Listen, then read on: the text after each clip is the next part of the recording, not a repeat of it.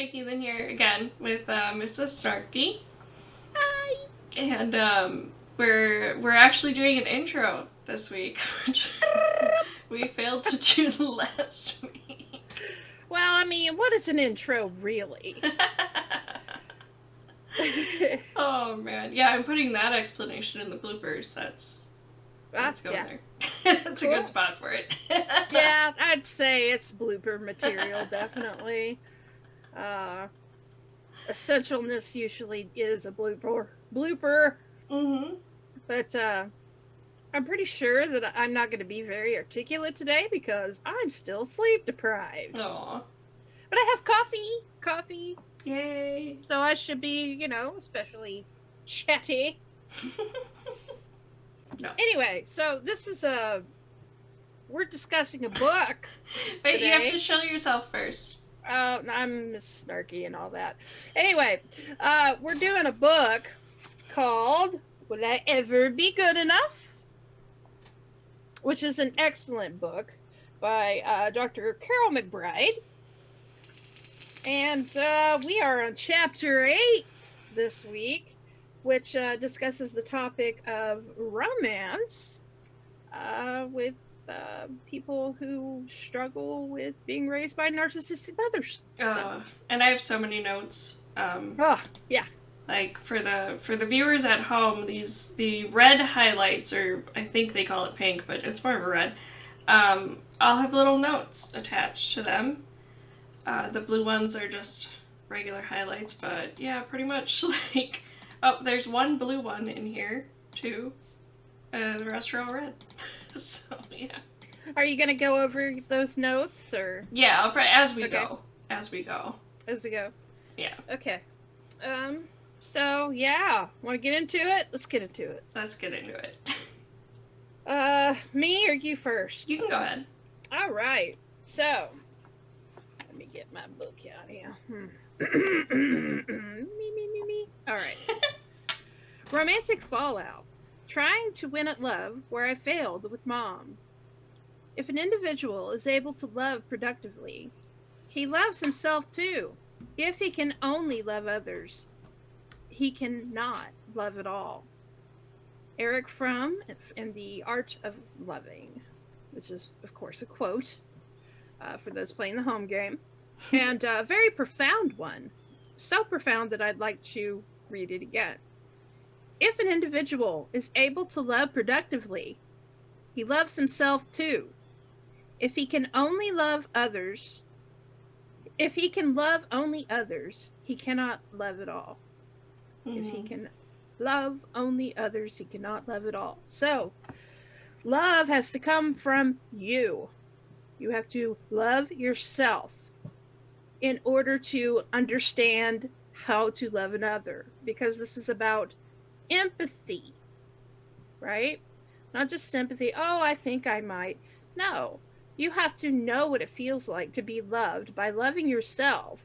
That way, you can treat others as you do yourself in a more productive and balanced way. Mm-hmm. And yes, I slid the golden rule in there, which I have problems with, but in this case, it works. So, we won't get into this whole philosophical debate on, is the golden rule really good? I'm not. But I will say that in order to understand love, it starts from you. It starts from within you. Finding things that you love about yourself, just who you are, not just what you do. Who you are. How what you do makes you feel, and analyzing these things. And finding the beauty within and the strength within yourself.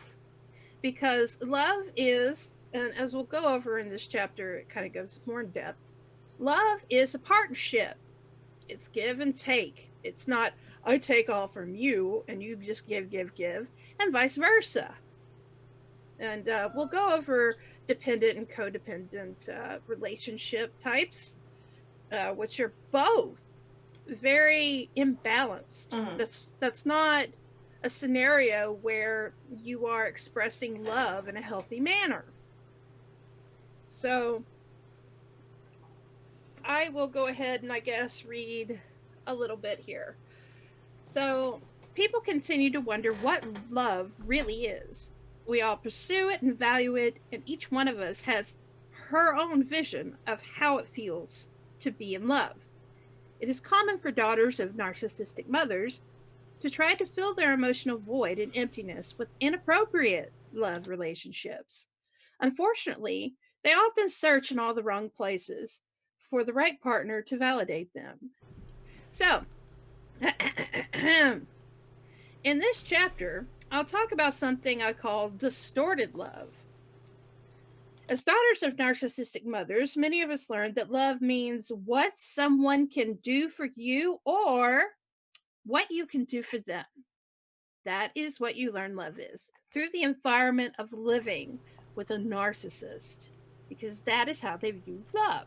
Yep. Do. Not who you are, what you can do. Yep.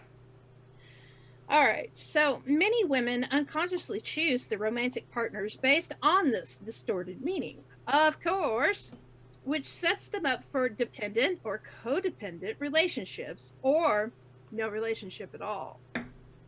The dependent cares about what he can do for you, and the codependent cares about what you can do for him. Having no relationship is kind of giving up or choosing not to enter the dance at all. So, yeah, back to the people continue to wonder what love really is, and I think I mentioned it earlier in this series, but I'll mention it again. Greg was the first to say I love you, and after getting out of the relationship with the person I did before him, my rapist, I was just like, I don't even know what that means, you know, because the person who violated me said that, and if that's what love is, I don't want to have anything to do with it. And my mom said that, and if that's what love is, I also don't want to have anything to do with it. Like, and luckily, I mean, he was really understanding, but like, just it, like, I had to learn that like love isn't those things. Like, it can be good, it can be 100% good, and not with strings attached, and not, you know, with 500 conditions to it. right. Definitely. But yeah, I've had my fair share of bad picks. I think we all have, but definitely, yeah. definitely, especially in our younger years when we were just when we're figuring out who we are and why we love ourselves, if we do, you know, it's kind of a distorted time in terms of, you know, figuring out, and we have all these urges, which is counterproductive.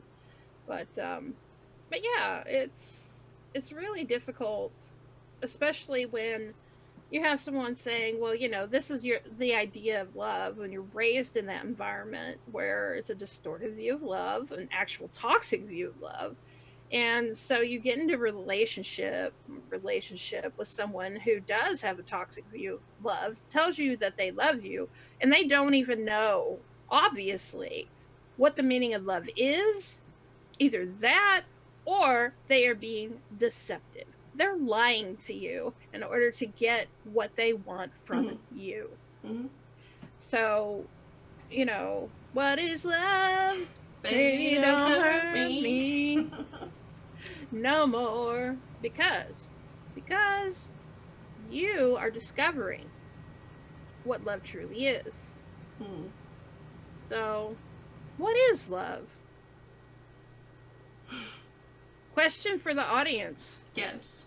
How do you define love? What is love to you? Does it have conditions? Does it not have conditions? Are there boundaries in love? You know, what are the limits of love? You know, ponder these things, and then, you know, have a little discussion in the doobly-doo or in the side chat. Future people. Yes. Hi, future. Hi. You know, future Snarky, we have to have a talk. Because if Maddie still hasn't gotten their TV and you're still going batshit because they haven't gotten their TV and they're doing that whole, oh, I want a TV. It's okay. It will pass. Hopefully they've gotten it by now. But if not, just hang in there. You're okay. You are okay. As you are. Yes. Even if you're a frazzled mess, just play Animal Crossing, talk to the cute little sheep. You'll be fine. All right. So, she goes on. Dependent and codependent relationships are not healthy or satisfying connections, and many times end up as failed or miserable entanglements. If the relationship ends, the daughter is at risk for repeating the pattern unless she enters recovery and learns to understand that her relationship picker, so-called, has been damaged. The daughter often reenacts her relationship with her mother over and over in what is referred to in psychotherapy circles as repetition compulsion, a cycle of relationships that results in disappointment again and again. After their expectations and hopes have been dashed, many women choose isolation or no relationship at all. yeah.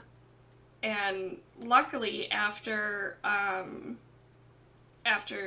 the relationship I was in before Greg, I read like some self-help books in like relationships, and I learned to love myself more than to settle for people who are like that.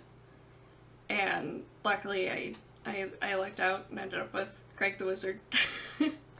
Yeah, but I mean, you did the work yourself too. Mm. You sought out ways to heal, and that takes courage. Giving up is the easy route, right? Which, we could get in this whole long discussion about different forms of giving up, but when it comes to relationships and yourself, don't give up. You are worth the work that it takes to heal, and honestly, you can only heal yourself. Mm-hmm. And granted, support is very important, but only you can be able to find that support and take that support. So it's all within you, and you have that strength. I know you do. I know you do. Each and every one of us has that strength. We are not broken. Mm-mm. We're not broken. We're in the process of repairing ourselves, because that's what we do. It's what the human body does. It repairs itself. It's what the psyche does. It repairs itself, but only if you put in the effort. And you have, Casey. You've put in the effort. You went out and you sought knowledge on how to get over this thing, and you're improving. It's a process. It's a continuing process. Yes. Just being human is becoming, and it's a consistent and perpetual becoming. So yeah.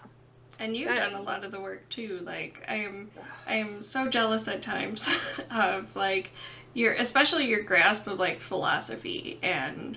I got no grasp of. Shush. I got a pinch. of it. But like, and especially like the more stoic mindset and the more mindfulness things, which actually my sister Berta sent me a link to an app that's called Headspace. And Headspace? Yes. And if you haven't already gotten it, like the trial or anything, before you sign up for the trial, go to, I think it's headspace.com/unemployment. Let me double check this. But it's free right now for people who are unemployed. So that's really good now. Well, and it's on an honor system, of course, because you can't really verify that you're unemployed. But let's see. Yeah, it's headspace.com/unemployed. So definitely go there, and that's the only way that I'm really able to do it, because I can't afford to do like monthly stuff. So right. And for people who are just beginning mindfulness practices, that these apps and these these things that you can go to. There's YouTube stuff as well, but some of the YouTube things are not so great. They put a lot of woo and things in there, like you were God and all that bullshit. But honestly, I went through this woo phase and I learned a lot through it, and I integrated it with the philosophical teachings that I had known, and it it's something that I don't need an app for at this time because I've done it so much. I've had to. Like, one way that I practice it before, I was talking about doctor's offices and in traffic. That's how I was doing it. Just being there, being fully present. And when I would, especially, it would remind me when I would start to get angry, because I had anger management issues, right? I would start feeling this anger rise, and I would stop and just be. And it would subside after a while. Take a few deep breaths. And this helps with anxiety as well. And just be present and remind yourself that you're safe. And even doing dishes, okay? You can be mindful. Just feel the soap and the water and, gently put the dish, into whatever rack if you use a dishwasher. If not, take your time and actually be there. And it's really calming. You could take a task like that and it can be therapy if you're present. And there's even eating mindfully, where you can take small bites and just savor the food, chew slowly. I'm really bad at that. And just really enjoy the experience of being alive to taste that food. It's a whole thing. But yeah, in terms of mindfulness, that has helped me a lot. Meditation has helped me a lot. And definitely philosophy. Not the don't start with Plato. Start with the Socratics, and start with. I'll have you know that I am just like Plato. I have never ever read anything by Plato, but I am basically Plato. Yeah, basically. I mean, you experience your philosophy, and that's all. You don't need to read any of it because you experience. By the way, don't take this fucking advice. Read this. Oh, no, we're totally sarcastic here. This is a inside joke kind of thing.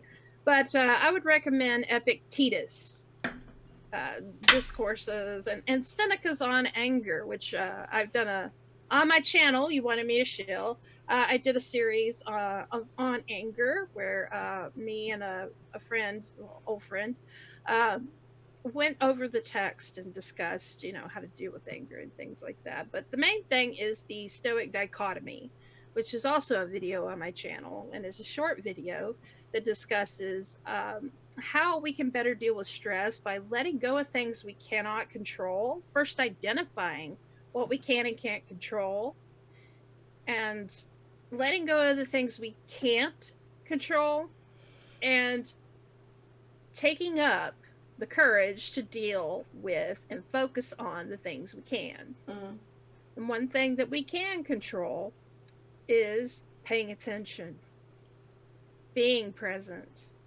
And sometimes that could be life or death, really. I mean, if you have anxiety, if you have depression, if you have any of these things, that's, you feel like you're dying when you have a panic attack. I'm just saying.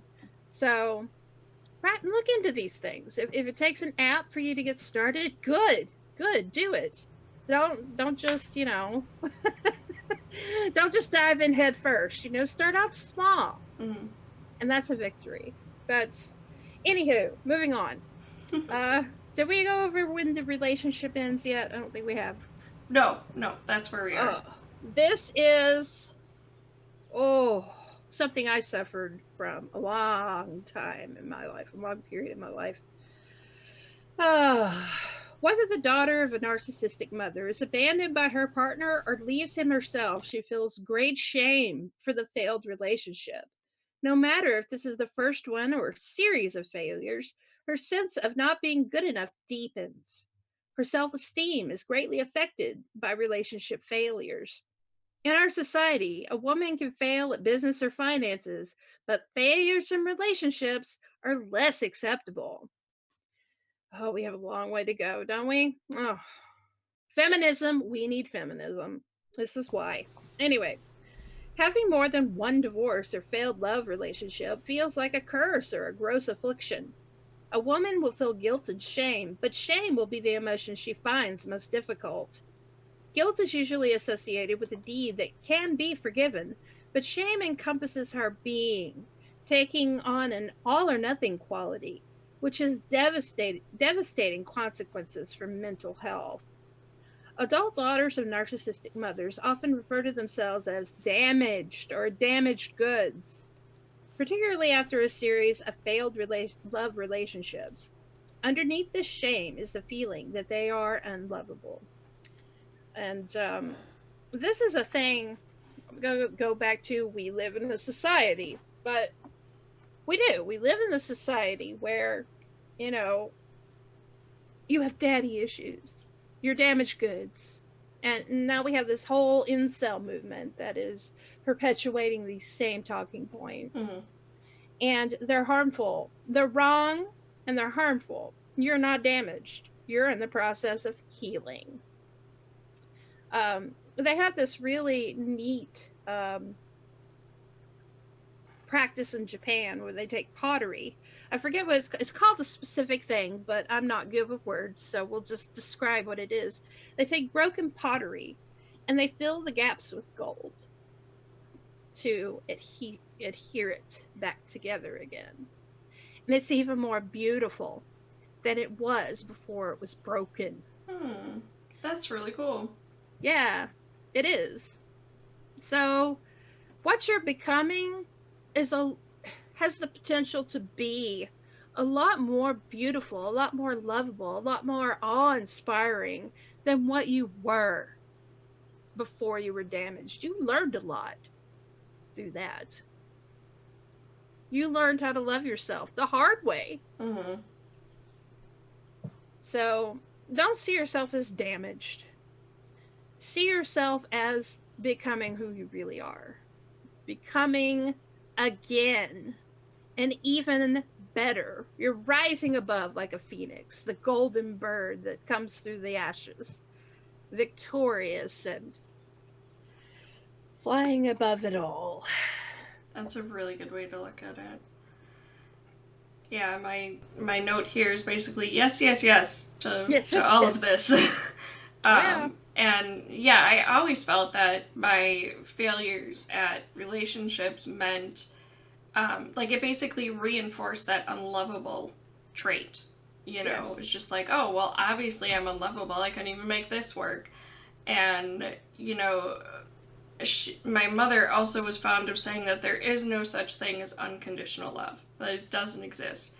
And so part of me thought, well, if my own mom can't love me unconditionally, then what fucking chance do I have with a man?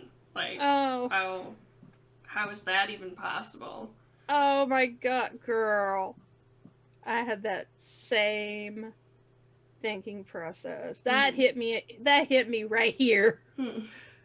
Like, I went through so much that, you know, failed relationships and things just going wrong in my love life, you know, made me want to die. I felt like I was dying because of the void, you know, that abandonment, that rejection.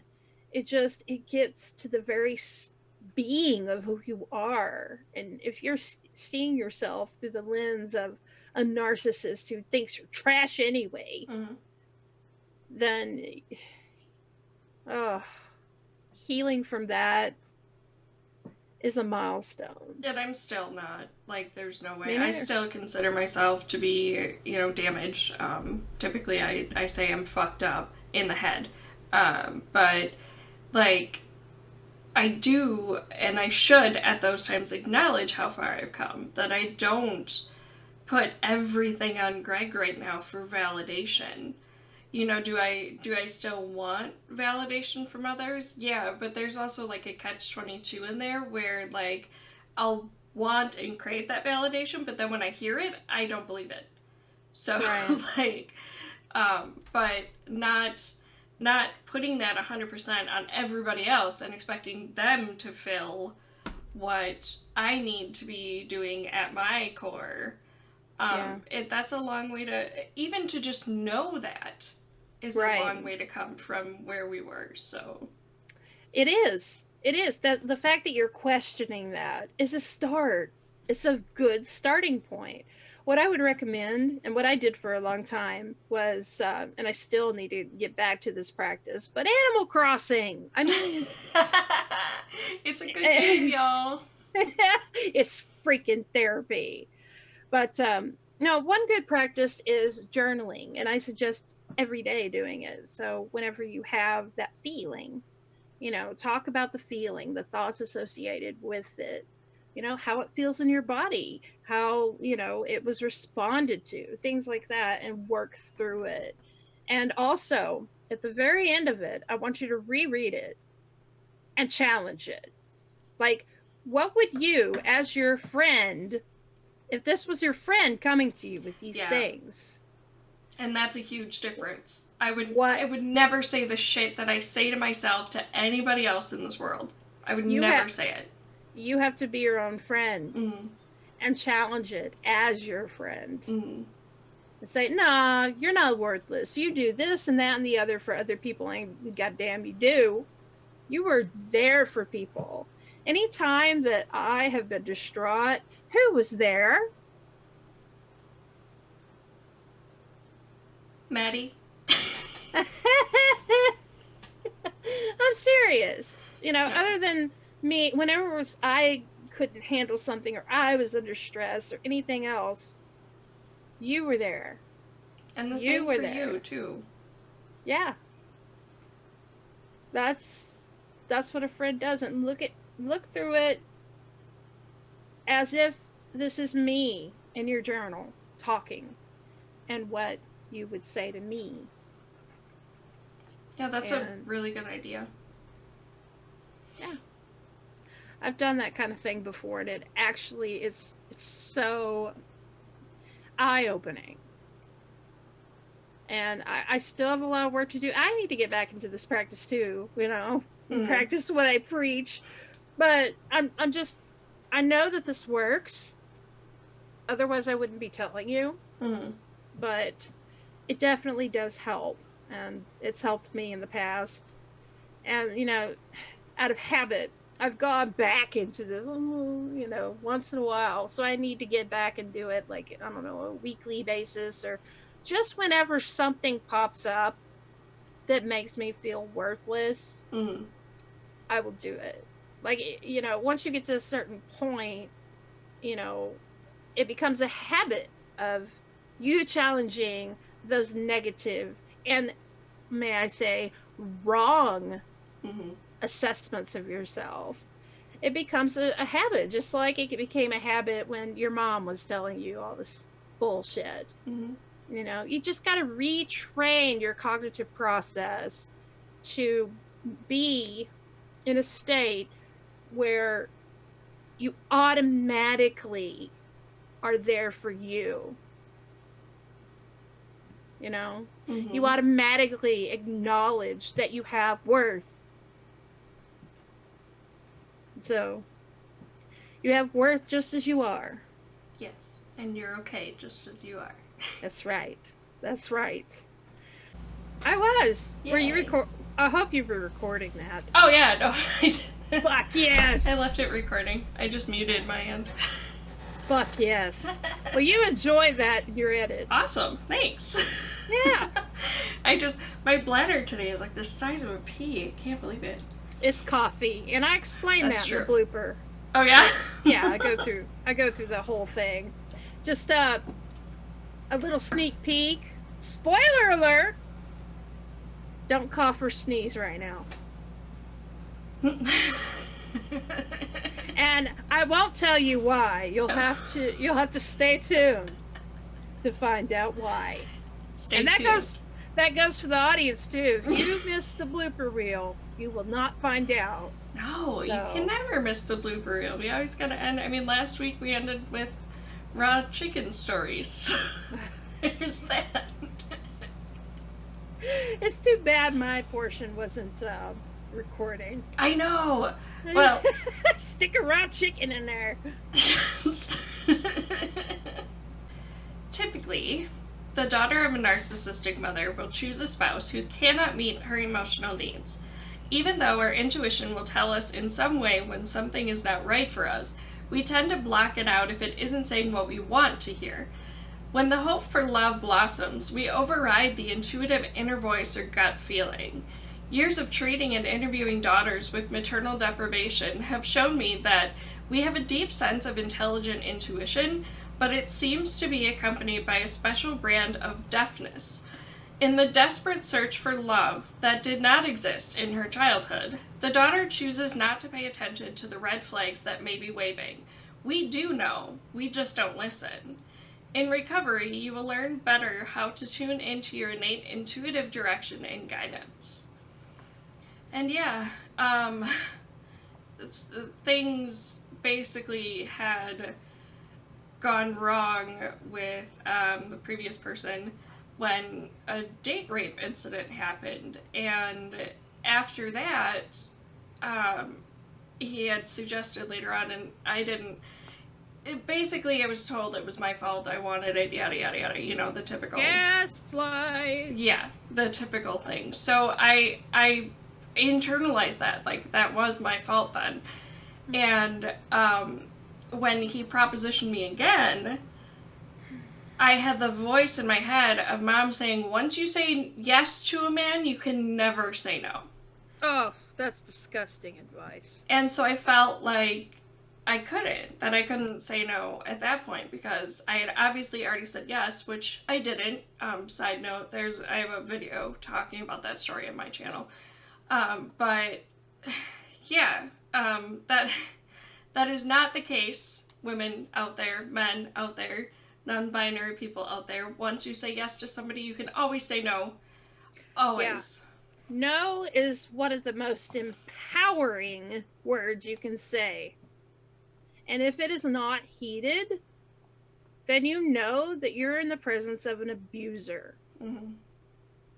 Boundaries are important, and it's important for you as one who loves themselves to learn to say no and to be assertive in that. You don't have to be an asshole. Well, maybe you do if they keep being persistent and they don't take no for an answer, then yeah, be an asshole.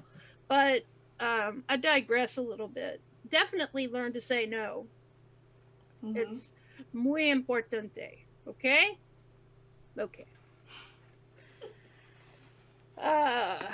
So when it comes to choosing partners, it's, one or the other kind of thing. Like, we could either choose somebody who we think will take care of us because that's our idea of love, or someone that we have to take care of because that's what we were raised to believe is love, is what you do for a person.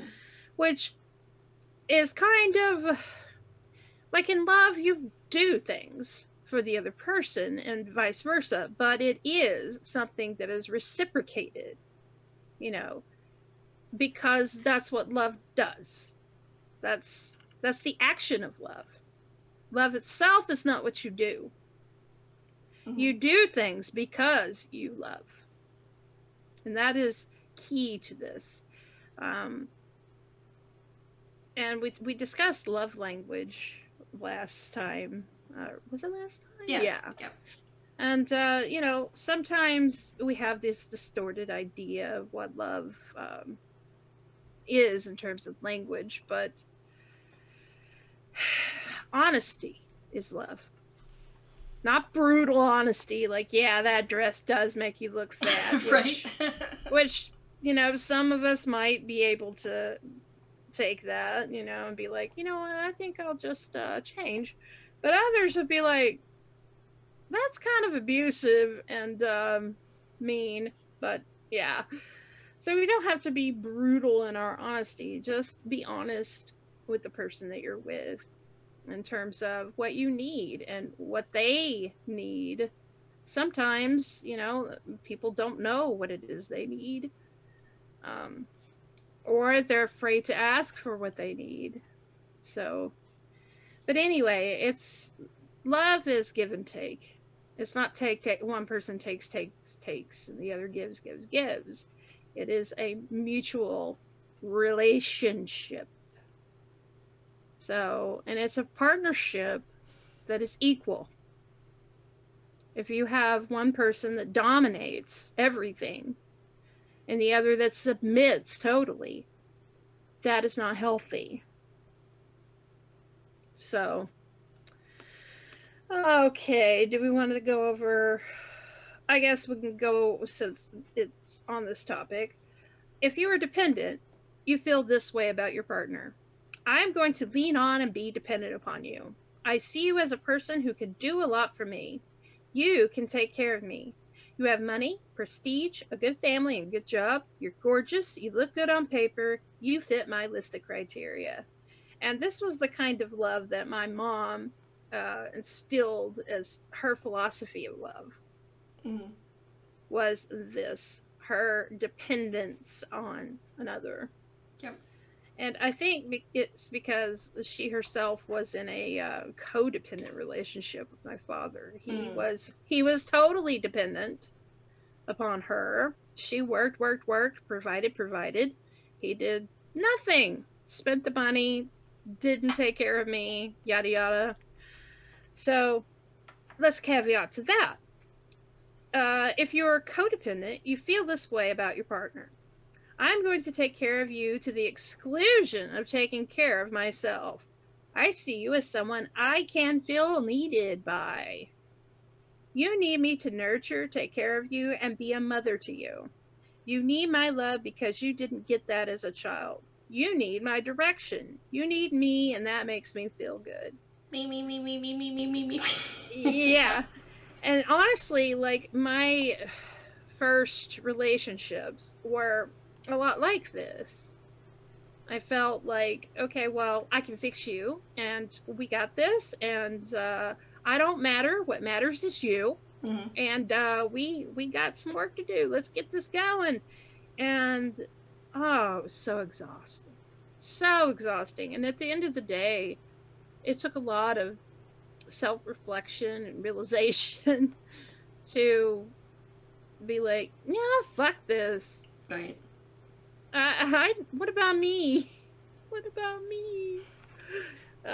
So yeah, that was. Yeah, and when it gets to a point, and it's like it says, to the exclusion of taking care of myself, and we've talked about, how people who are raised in this situation tend not to care about ourselves, but yeah, if you're taking it to that extreme, you hurt yourself, like not only, psychologically, emotionally, but physically as well. You can neglect yourself to the point that you are making your situation either unhealthy or making an already unhealthy situation worse, which is what I was doing. I ended up feeling, even with being chronically ill, feeling 10 times better when I went no contact with my mother, because the stress wasn't there of I need to take care of her and what I want matters. So on days where I didn't sleep well and still had to go out there and take care of her, I didn't really care about myself at that point. It was just, okay, let's get in the car, let's go do this. And mama comes first. Yep. Always. Yeah, I discussed that in a previous episode where what y'all having for dinner over there good, and it interfered with my relationship with Maddie big time. I will discuss briefly a relationship I was in between the first and second marriages of Maddie and I, which is, don't ask. But I was in this relationship where the dude just could not hold down a job. I got him a good job in trucking, where he was doing like a local job, driving dump trucks. Really easy job, he just couldn't hold it down. He would I don't feel good today.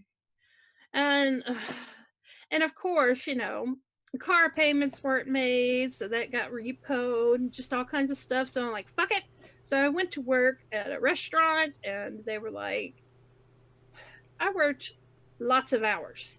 Lots of hours. I worked my butt off because we needed money. Right. And because he wouldn't work. And so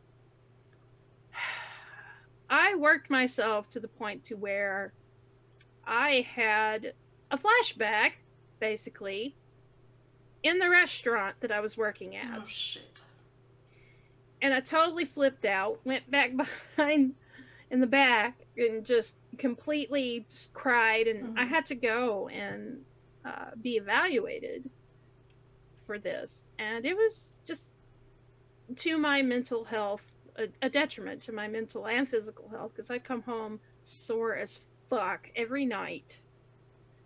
And I'm guessing you still had to take care of him too once you got well, home. He sure as hell didn't do dishes, and he, at the time we had both my kids. He was supposed to be watching them, and he did, but he didn't clean. He didn't make sure that my oldest was keeping up with their schoolwork, so they were failing, and and I had to quit because my main thing was I was worried about my kids. I was worried. I mean, my kid can't fail. My kid is absolutely smart, and the failure was not making them stay on top of their homework and turning things in, and just, I guess, feeling a sense of neglect for me being gone all the time, because I was gone a lot. So yeah, that was that was what I was saying. I had to come to the realization that was not working out. That was a codependent relationship, and he was cheating on me too. Oh, joy. On top of all that. Yeah. Wow. That went on for years. But anyway. So yeah, healthy relationships are based on interdependency, where both partners move back and forth in the caretaking, but mostly cooperate as independent adults. This means that neither partner is dependent or codependent. In the dependent codependent relationship, neither partner loves the other for who he or she is as a person. They act out roles in a distorted definition of love. An adult daughter of a narcissistic mother is often misguided in her choices by her unresolved neediness. Need-based relationships are usually unfulfilling because no one can satisfy all the adult's unmet childhood needs, of course.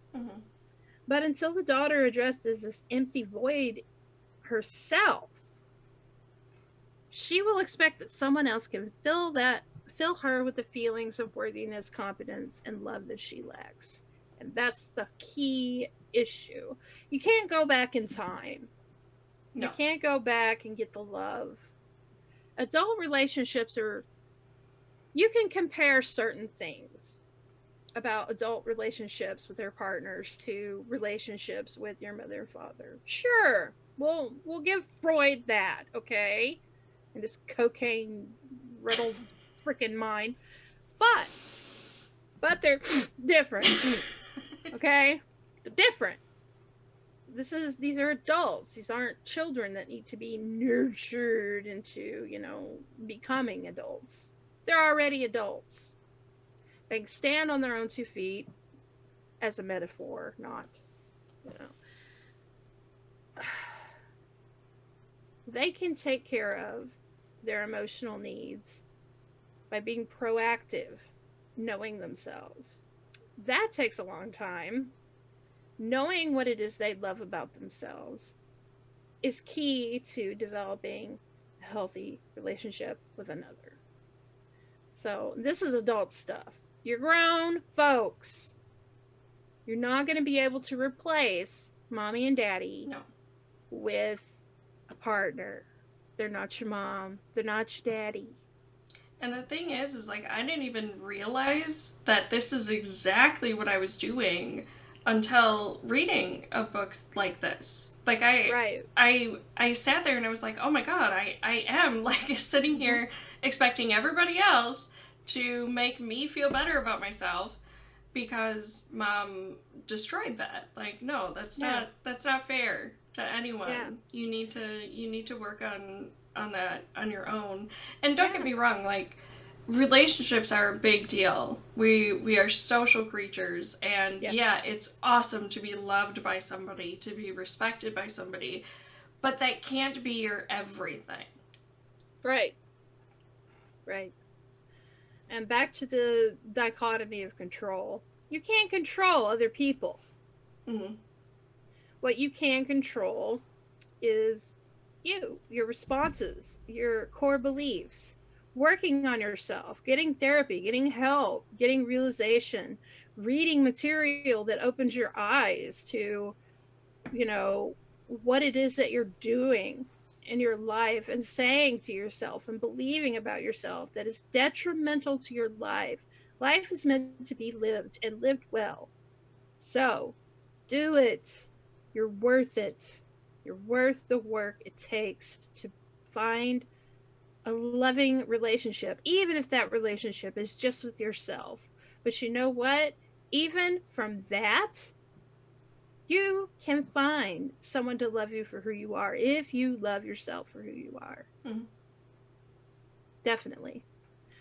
So, yeah, love is not a game. And a lot of people, they call it the game and all this stuff. It's not. It's not a game. Sex might be a game, getting a booty buddy, which, hey, I have no problem with. It's your life, just, consenting adults, whatever. Booty buddy, whatever. But learn to love yourself. Mm-hmm. Learn to love yourself while you're doing the booty buddy. We have needs. Come on. Exactly. We are Yeah. only human, after all. Yeah. What is love? Baby, no time me. But yeah, definitely realize that your booty buddy is probably not love. Okay? Mm. Just putting that out there. Oh, and I wore this necklace for this purpose today. This is the oxytocin molecule. And I love that. So yeah, the what they call the love hormone, which you can get other ways too, not just relationships. Like, for example, when a cat is on you and purring, and you are in contact with them, that actually does release oxytocin or oxytocin within your brain. So yeah, it's more of a, instead of love, I would like to call it more of a closeness not relationship, but social chemical. Mm. It's one of the main drives that we have that makes us social animals. And yes, we are primates. Okay. Yes. Oh my god, I was watching Anderson Cooper last night, and they were talking about doing trials, on COVID and stuff, and we shouldn't use monkeys or whatever. And he said, yeah. Well, that was kind of the discussion, whether we should use guinea pigs or primates or whatever. And he was like, well, we need to do this on primates, but humans are another matter. People are another matter. And I'm like, Anderson, Coo, honey, we are primates. We are apes, yeah. We did, in fact, evolve from filthy monkey men and women. Oh, filthy. Oh, okay. So I did want to kind of cover this briefly. When a daughter's emotional and intimate needs are unmet, she could easily fall into the blame game rather than owning up to having chosen the wrong person. If this sounds familiar, be careful here. You do not want to fall into the narcissistic trap of viewing your partner as either good or bad. If you turn your idealized partner into a villain, then you may feel compelled to abandon him before he abandons you. This is something that I've done. Mm-hmm. Yep. To my own detriment as well. Abandonment is a great fear because you felt abandoned. Your parents may have been there physically, but you felt emotionally abandoned. If you are dependent, it will be more difficult for you to leave the relationship. You might stay in an abusive or otherwise unwholesome partnership, feeling that you deserve no better. If you are abandoned by your partner, you might have an unusually difficult time recovering from the loss and rejection because it would trigger your past experiences with mother. Mm-hmm. And this is a, yeah, This yeah. is like, this is a big deal when I hear people say, "Oh, well, you're in an abusive relationship, then just get out." Like Yeah, it's they not that don't. simple. Right. It's not that simple. And it's not like when you're there in an abusive relationship that you're sitting there going, "Yay, I'm being abused. I love it." Blah blah blah blah blah. Like you No. and not only that, but every single abusive relationships, or at least 9 out of 10, don't start off with abuse. The person doesn't come up to you with a swinging hand. Yeah, boom, Like go out with me. exactly, yeah. If that was the case, obviously we wouldn't be in those situations. But Right. but like I don't know. Like people just need to understand that it's not that simple. No. When it comes to human love and relationships, it's complicated, okay? Mm-hmm. It really is. And yeah, I get the frustration of, someone that you care about, especially not being able to leave an abusive relationship. I totally get that. Mm-hmm. Okay. Yeah. But at the same time, there's a lot of dynamics at play that you just aren't privy to. You're just not. So the best you can do is be there for that person. It's the best you can do. And yeah, it gets tiresome. They come to your house and they crash on the couch and all that work just to go back to that son bitch and beat them.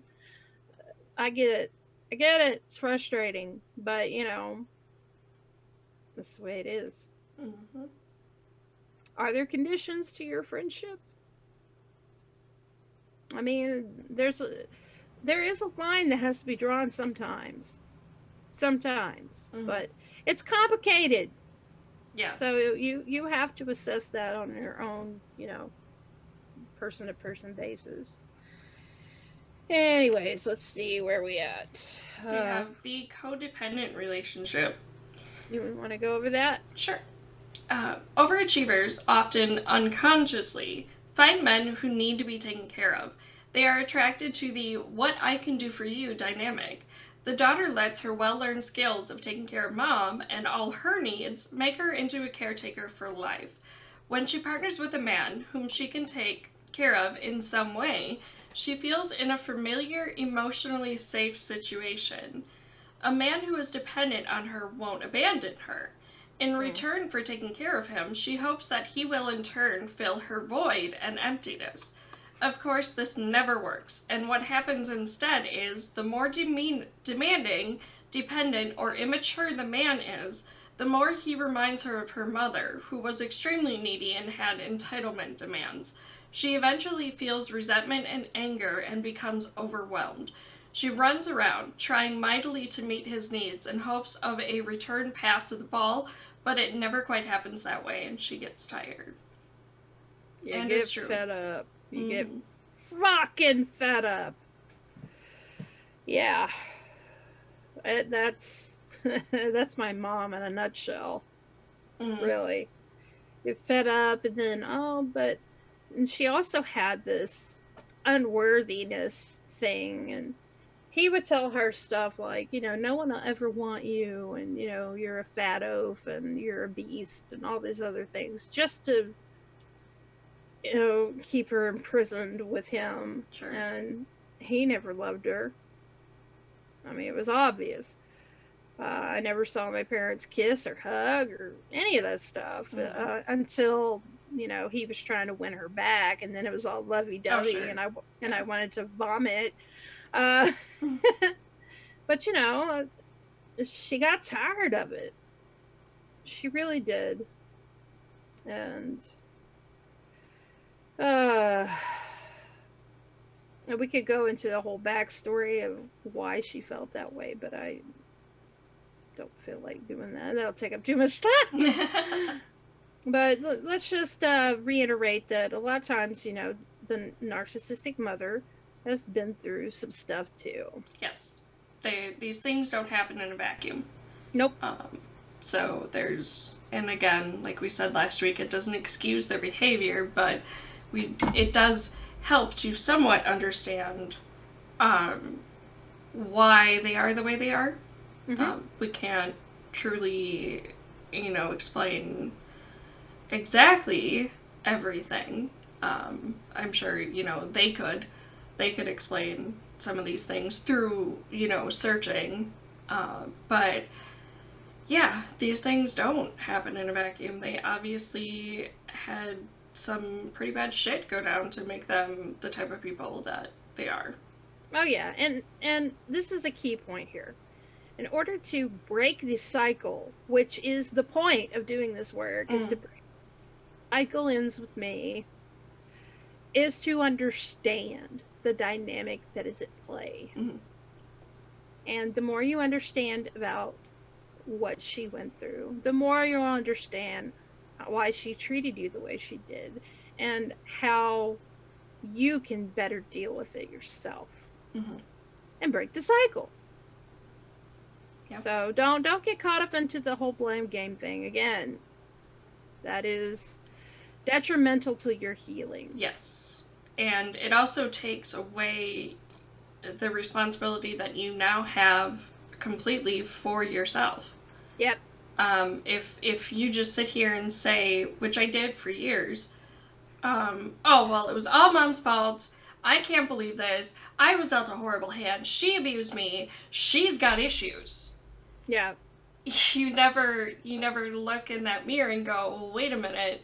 Those issues have created issues within me, and it's now up to me how I respond to those issues, how I deal with those issues, and how I heal. Yep.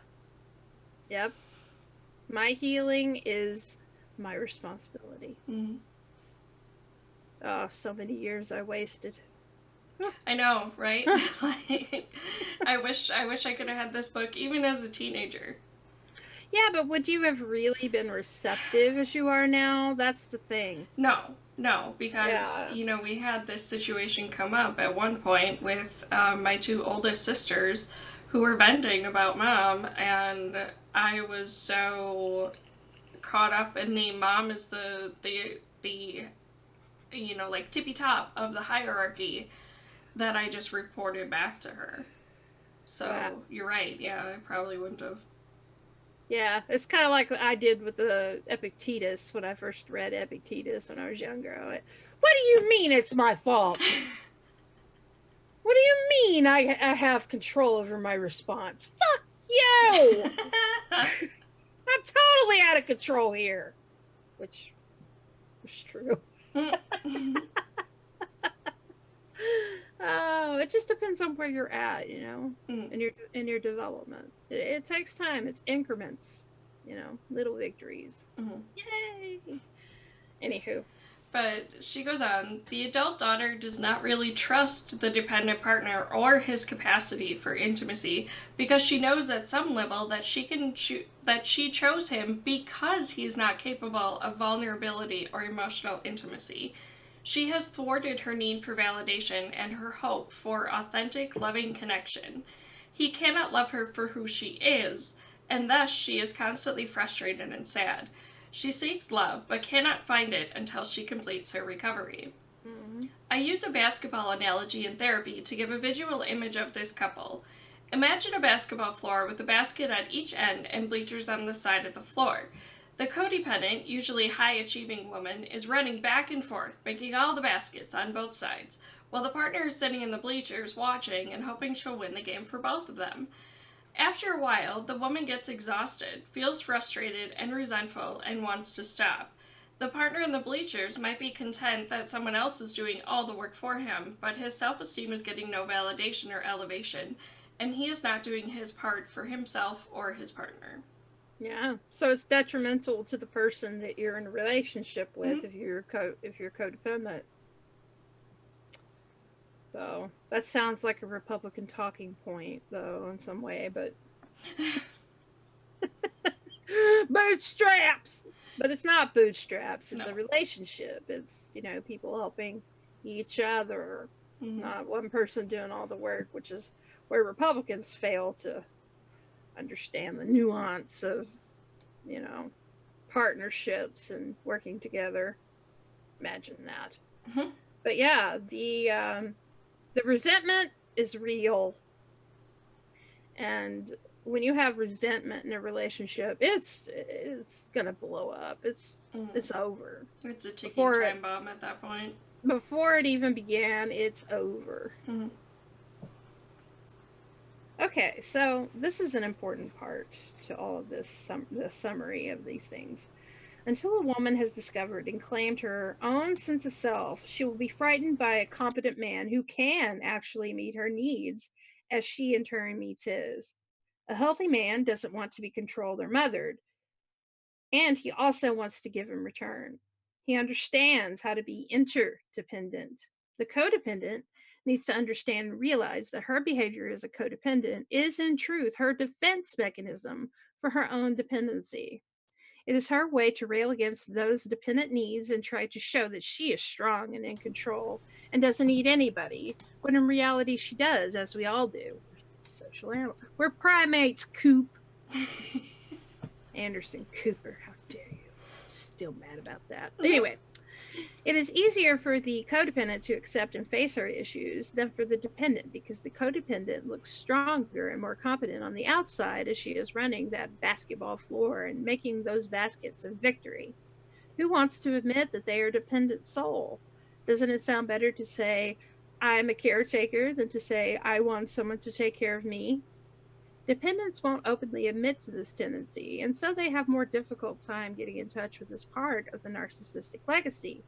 It is an eye-opener to most codependents. However, when they realize their codependent behavior is a disguise for a deeper unmet needs, they somehow have to see themselves as more powerful than they are to override the pain.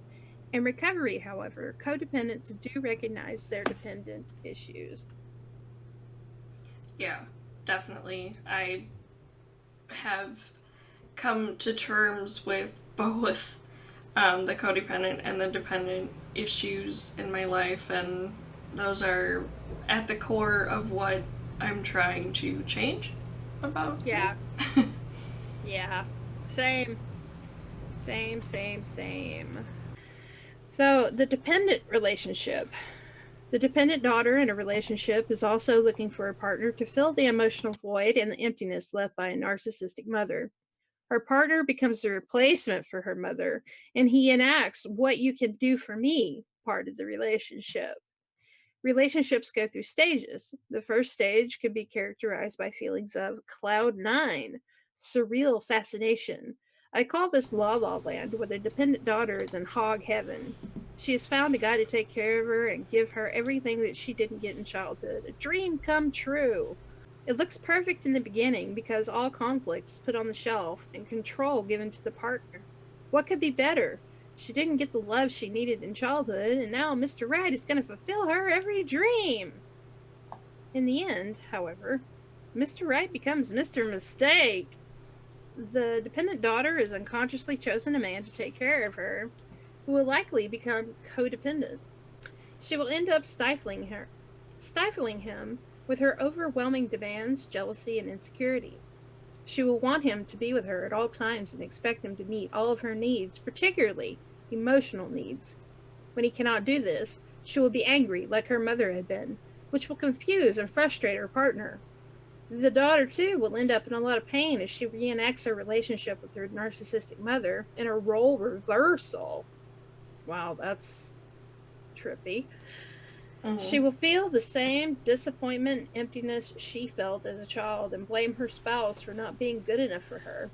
Her sense of entitlement will spring into action, resembling mom as she rails, "If you love me, you will do these things for me, and I deserve and expect this entitlement." Yeah. I can say I have kind of fallen into this, but I didn't really feel the deserve and expect entitlement feelings. I just felt like if you love me, you will at least try, Mm-hmm. kind of thing.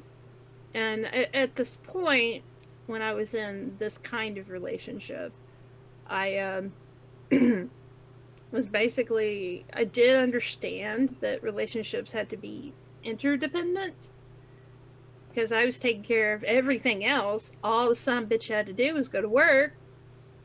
Mm-hmm. Um, but, he didn't want to. Uh, so it was like, and I felt like I wasn't worth it.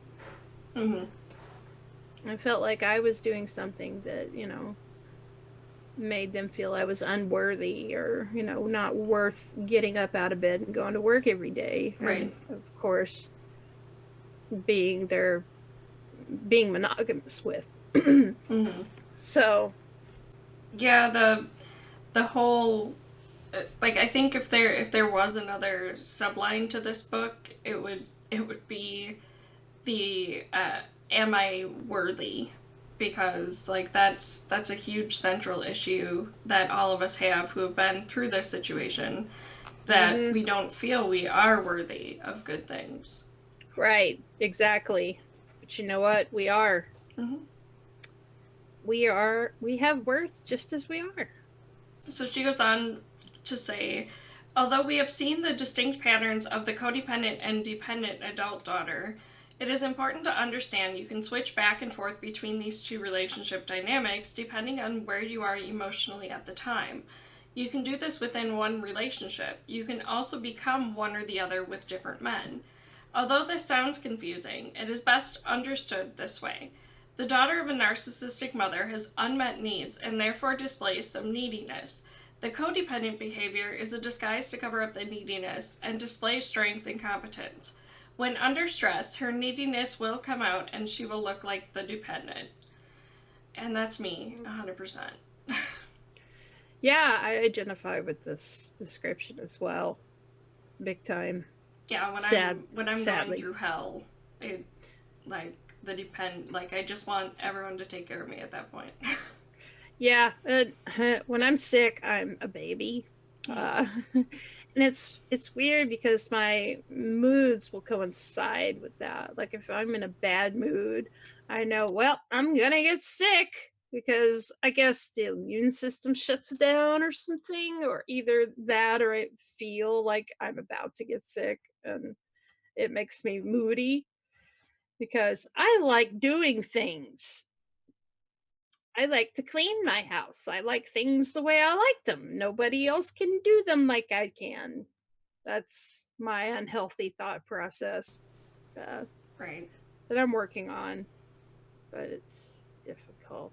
Anyway, but yeah, definitely go through this back and forth between these dynamics. It's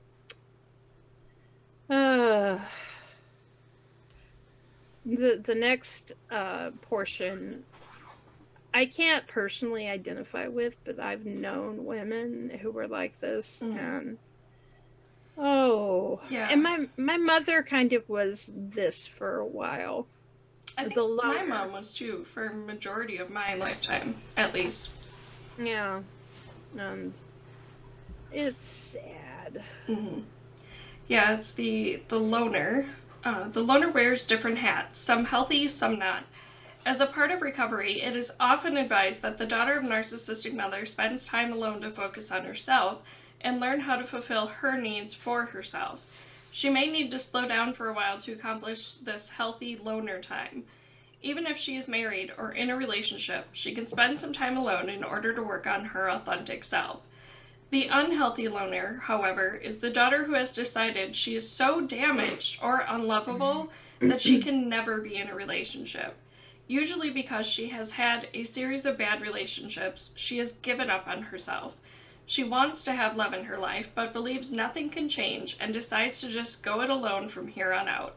She has great fears of connecting again because she is aware that her relationship picker has been damaged by her narcissistic mother's messages.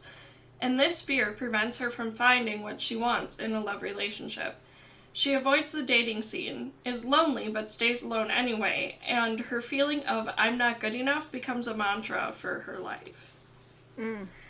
Having been there myself for a time, I know that this woman just needs to complete her own recovery. When she does, the world will look better.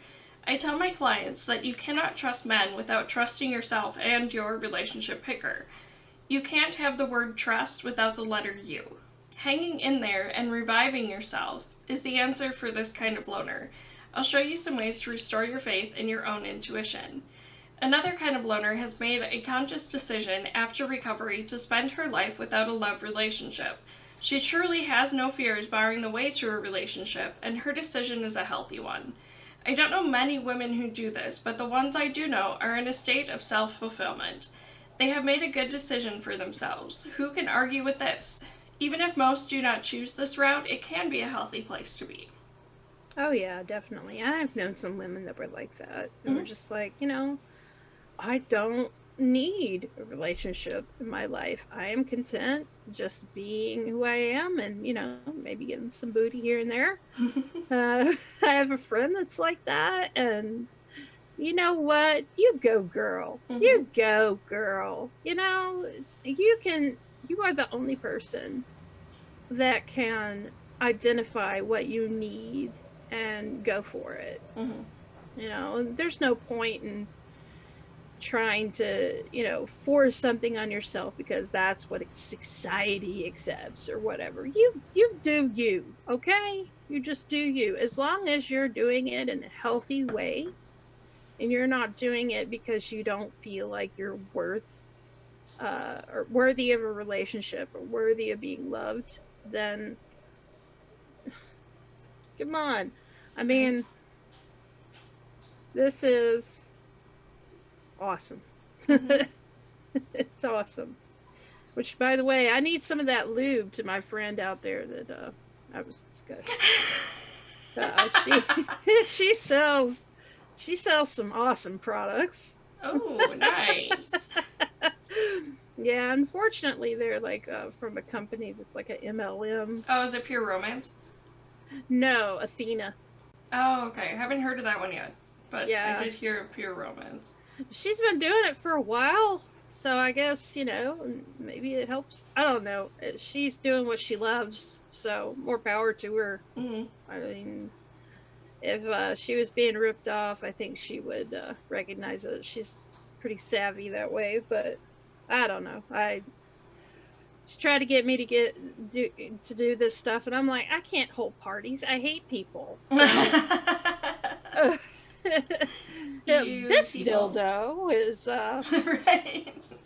called the Rabbit, and it has clitoral stimulation. And that's just not me. Right. Like, it's just, no. Like, I have no problems talking about sex with people. Right. I'm pretty open to that discussion, but I still don't think I could, like, market sex toys. Like, I just don't think I could. And how the actual fuck am I supposed to market sex toys in the most conservative county in Iowa? Yeah, that's true too. Yeah. Like, I know that they probably desperately need this stuff, but at the same time, I don't want to be stoned. Yeah. Yep. Sad when that's a concern. Not the good kind of stuff either. The place I live in was established by Mormons. Oh yeah, that's right. They ventured over there. Yeah, by accident. Yep. They thought that this was a slave state, and it wasn't. Nope.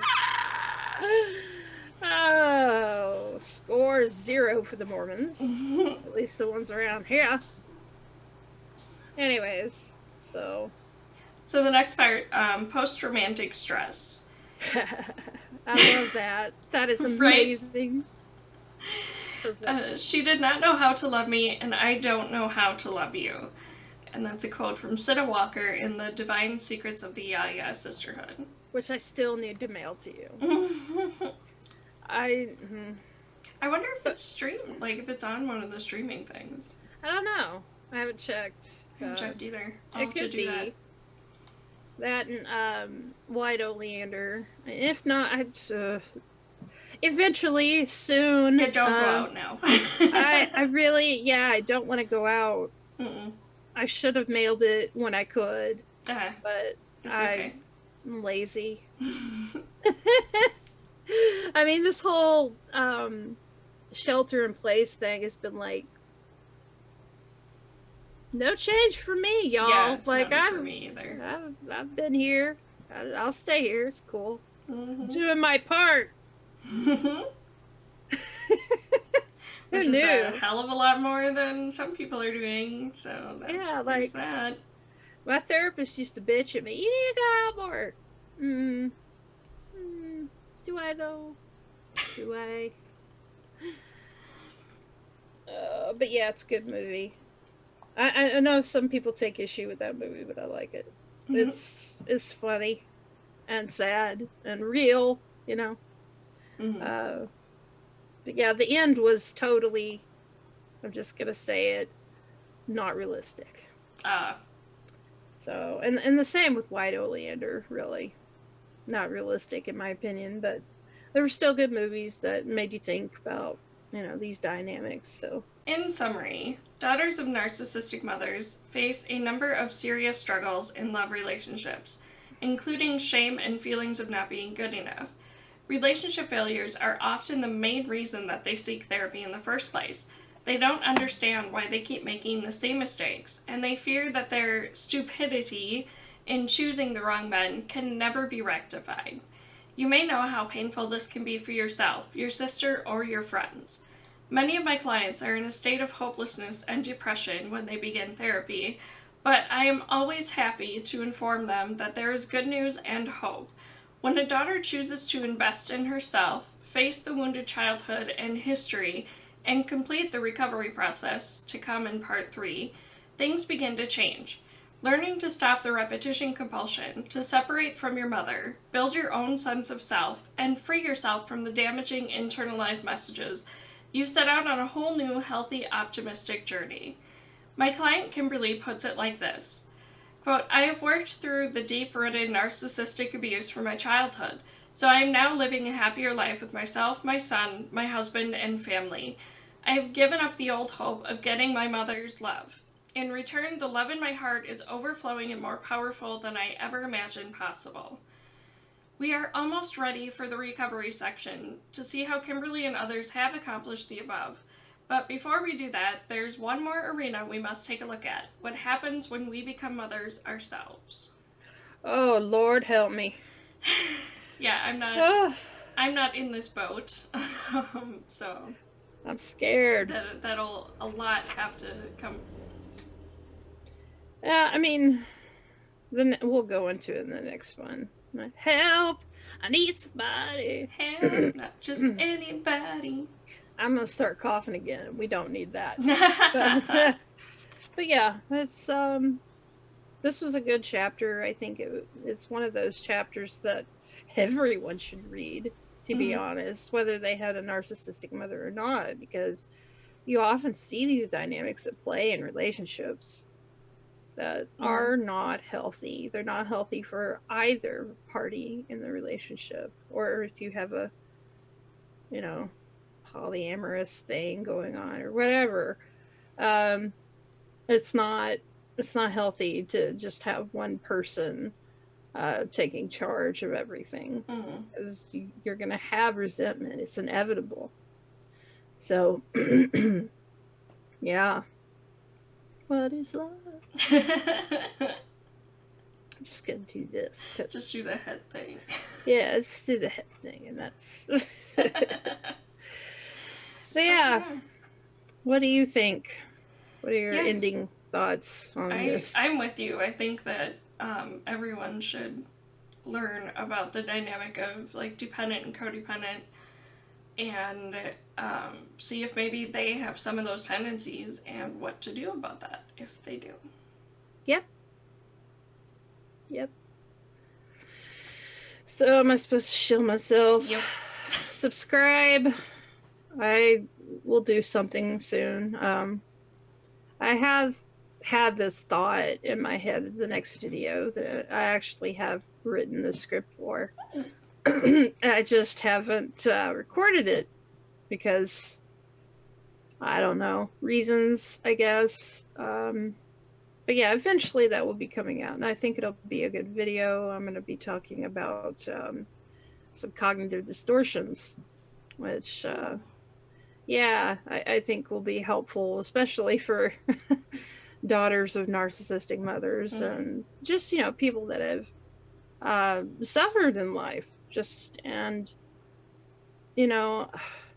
have exacerbated the suffering through negative thought patterns and cognitive distortions. So, yeah, that will be coming out at some point. I promise. But yeah, by my art, totally doesn't look like a vagina. It's right there for the it's people that. It's darker now, so. Yeah, it's darker, but you can see the whole thing. I think the vagina comes out more the further away you get. And I also have that. Yes, the titty one. The titty one. Yeah. So buy my titties and vagina on Redbubble and Teespring. Yes, all the links are in the doobly doo. Yeah. Down below. Doohickey. But yeah, that's. Do all the things. Do subscribe and hit like and and share all that. Yeah, and share. Hit the bell icon. Ring my bell. I keep wanting to sing, but I can't. We'll have to give Snarky's voice a rest. So tune in next time, where you'll be learning more about Snarky's dealings with this. Snarky is a mom. I'm just a fur mom, so. Oh my god. But yeah, so join us next time, and in the meantime, life can be shit, but let's keep hanging in there with hashtag and Mrs. Snarky. Yay! Bye guys. Bye. Mwah.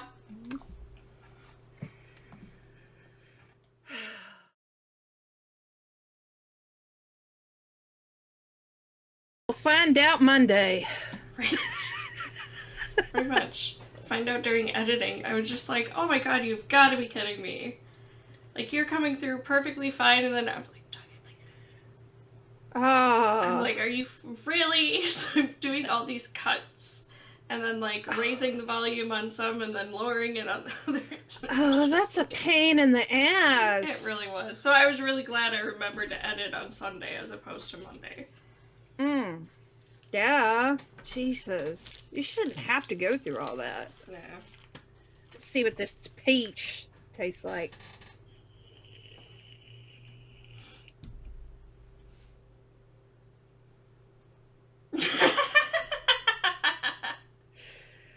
It's tart, but it's good. Yeah. Yeah, I have a peach blue raspberry one that's pretty good. Ooh, I bet that's especially tart. Oh, I reckon so. All right. Me. Me. Me is here. Oh, okay. Intro. And what is intro? Right. You have to get to the essence of the intro. Right. What does it really mean to be an intro? It really means that you introduce yourself and your guest. Then you continue on to express the essential need of this show and what it's about. Yes. Yeah. Yes. Hazelnut. Hot. Oh my god. Cold. Greg would be dying. You be dying? He hates hazelnut. No, you can have like a 10-pound bag of coffee beans and throw one hazelnut in there, and he's like, nope. You can tell. You know, apparently. For a wizard, he sure is a heretic. that is heretical as fuck. I'm gonna send Gandalf to Greg to have a talk. You're gonna have like a heart-to-heart with Gandalf. Yeah. You know, there are benefits to the hazelnut. Much like witch hazel. I'm kind of allergic to straight-up witch hazel. You are. Mm-hmm. Well, I mean, it sucks anyway. My skin Awful, freaks out. awful stuff. Really. I've used it as well, and no. My skin went, ah! Mm-hmm. Yeah, mine turned, like, stupid dry, which, I mean, it's an astringent, so that's kind of its purpose. And, like, I have a face serum thing, a vitamin C serum that has a little bit of it in that I can do. But, yeah, when I tried, like, straight up witch hazel to clean, and, because I had really bad adult acne. Yeah. Yeah, it did not like that. Put coconut oil on it. Oh, God. I'm watching a bunch of, like, estheticians now and people who work in skincare, and they're just like, coconut oil is, like, the worst thing you can frickin' put on your face. Like, it's just gonna clog everything. Yes. And you're gonna end up with horrible problems because of it. But there's all these, like, DIY hacks of, like, oh, just put coconut oil in coffee grounds, which, like, are really sharp and could, like, hurt your skin. And just get the hose. Just get the hose to the Hoover and stick it on your forehead. Oh my God. That'll work. Yeah, I'm sure just as well as anything else in the probably DIYs. Better. Probably a lot better than to dry your skin and kill your not dead, but kill your skin cells. Mm-hmm. So you don't want that. No. Anyway, for love in all the wrong places. Anyway, that was a blooper. There you go. You're welcome. I need a refill and I have to pee really bad. All right, well you go do that and I will vape. Okay, I will be back. All right.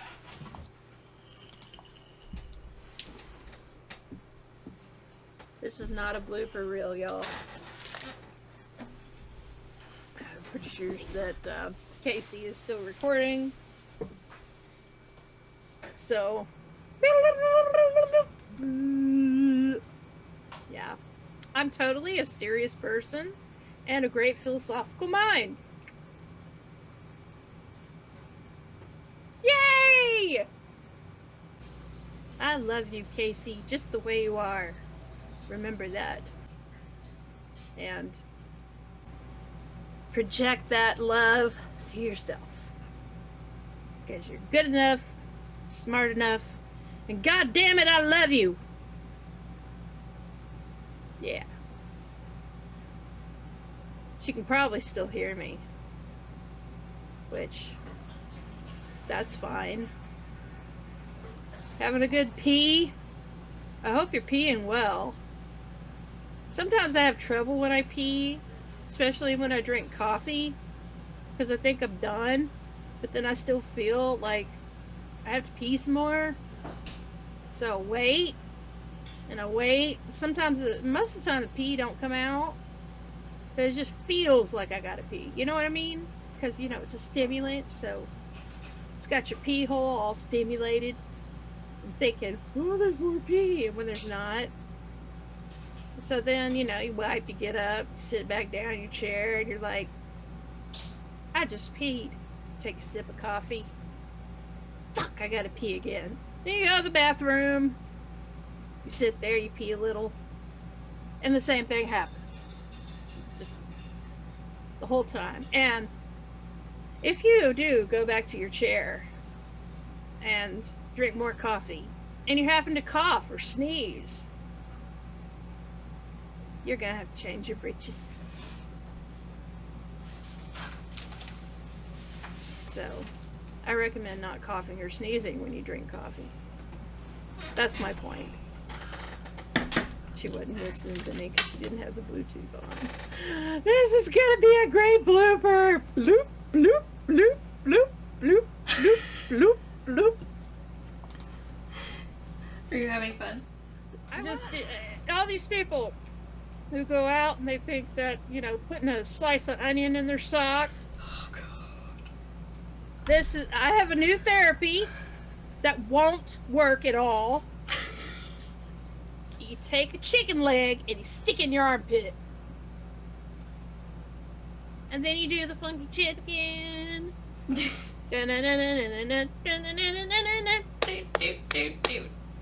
Salmonella. Right. Don't do it. Oh, Maybe a rubber chicken. That would be funny. Oh god, can you imagine, like, every time you sit down or stand up? It's squeak. Get one of those. Get one of those ones that squeak. Squeak. Yes. Now, I don't know what the deal is with our kids today. They're just squeaky. Something's squeaking. I don't know. Oil can. Oil kit.